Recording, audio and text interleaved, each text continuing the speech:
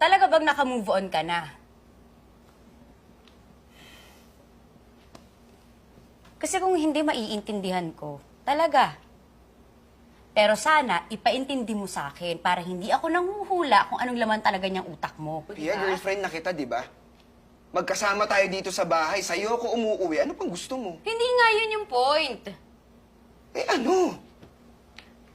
Ang sinasabi ko lang naman kasi, pwedeng nagustuhan mo ko dahil iba ako sa ex mo, di ba? Ako, maingay, fun-fun lang. Magkaiba kami ni Dwayne. Hindi kaya nagustuhan mo lang ako para makalimutan mo siya? Posible naman, di ba? Kasi, tingnan mo, hinanap mo pa rin. Gets ko naman, Nix. Matagal mong minahal yung tao. Eh, ako saan mo ba ako nakilala? Sa bar, di ba?